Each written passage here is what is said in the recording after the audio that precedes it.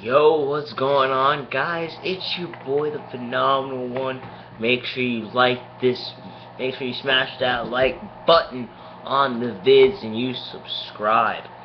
It's time for episode number 2 of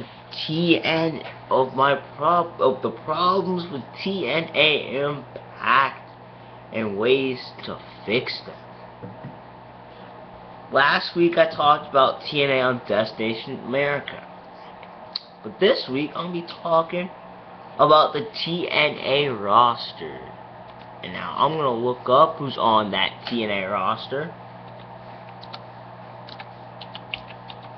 But right now I can tell you already that the Impact Wrestling roster is kind of small. Like, it's smaller than you expect. Being honest. It's small.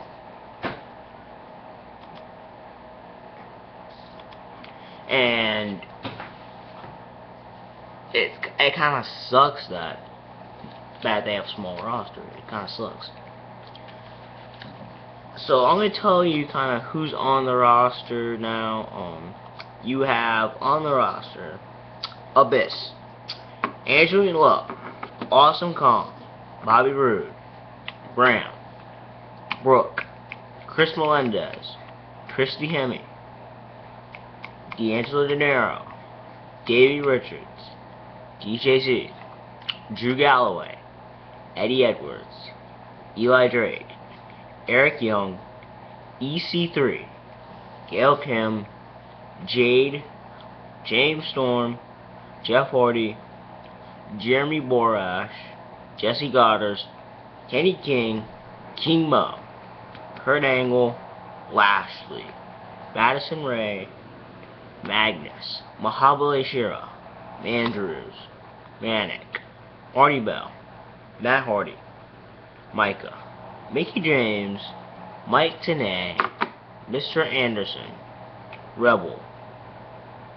Robbie E, Rockstar Spud, Taryn Terrell, Tigre Uno, Tyrus, and Velvet Sky. That is your Impact Wrestling roster. That is a very, very small roster. Like it's starting to get to the point where the roster is small, and we're just starting to see some people like that we've been seeing every week on Impact. Which is why the thing with Global Force, I think that's okay that you want to partner with Global Force, but the way they did it, I think, was recorded how Jeff Jarrett was the one that took out Bully Ray and Rally. Instead of it being unknown, and then Jeff Jarrett actually comes and helps, and then he actually gets a chance to take over TNA. But no, not anymore. Another thing is that the TNA roster, like I said, like they have people that shouldn't even be on it. Like they have Austin Aries on it, but we know Austin Aries left TNA. We know that. MVP left TNA. We know that. Like, update the fucking roster. Like, this is from ImpactWrestling.com. So they need to update the roster, put them in Illuminati. And honestly, you need to go out and sign independent fucking wrestlers. I want to see new people in TNA. I'm sick and tired of seeing Kurt Angle and all these other people on TNA. Like, the only people that are actually good right now in TNA are like EC3 and all these other people. Like, but stop taking WWE talent that basically had some cred in WWE and trying to make them TNA guys. That doesn't work. Because those guys will be forever known for WWE and not TNA.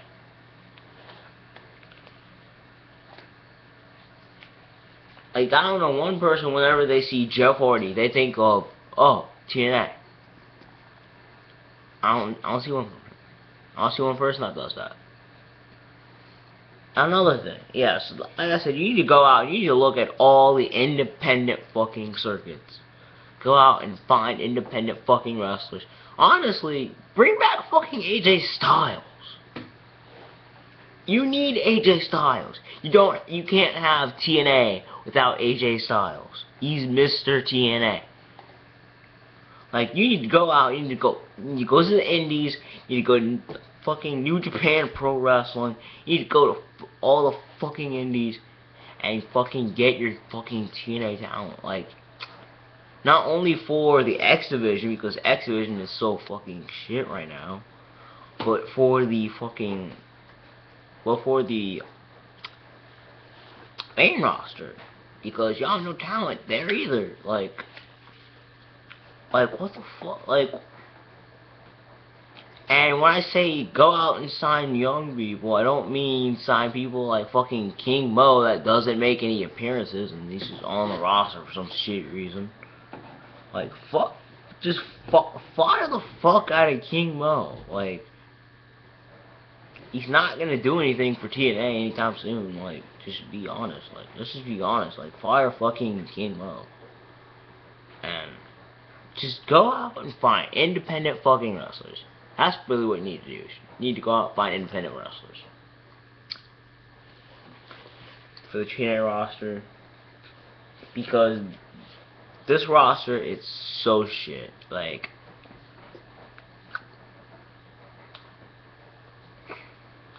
and then another thing I say you do with the roster is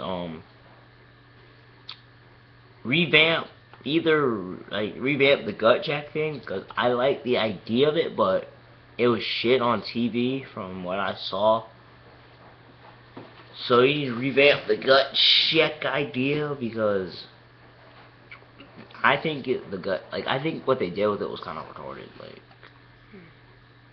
but this time I say, like, this is how they should do it. Like they should do it where they should find talent, and instead of having someone go up against a TNA superstar, it should be going up against another talent, and then they both get gut checked.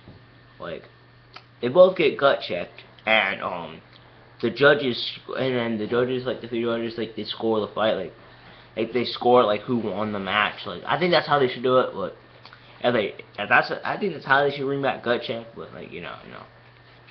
Another thing, I might talk about two problems in one video. To be honest, I might do it. Two problems in one video. Like, I was really choosing between either which one to talk about, the pay-per-view buy rates of TNA or the TNA roster, and I chose TNA roster. But now I kind of want to talk about the pay-per-view buy rates. So I guess I can do that right now, really.